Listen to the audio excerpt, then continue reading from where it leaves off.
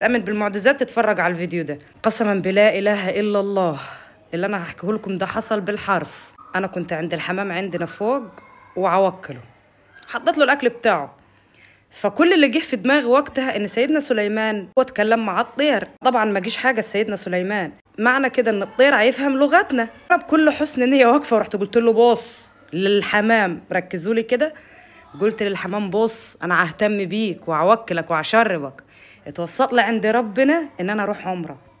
وقلتها ورحت جايبه اختي قلت لها هشهد على الكلام ده عشان لو في يوم حصل يبقى في شاهد، لان محدش هيصدقني. الكلام ده حصل ولا لا؟ حصل. علي صوتك. حصل. احلفي. والله. زعجي لي، تعلي صوتك عليا. اما انا نزلت وقاعده مع عمتي وقاعده في البيت عادي وقاعدين وهنتساير وهنتكلموا، ولقيت لكم رساله يا دعاء ابشري انت رايحه عمره.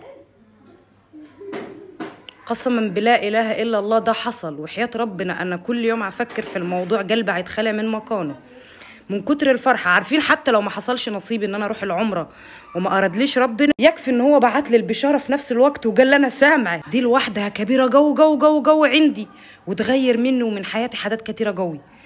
يا رب ارزقني العمره وكملها لي على خير وارزق كل مشتاق. سلام.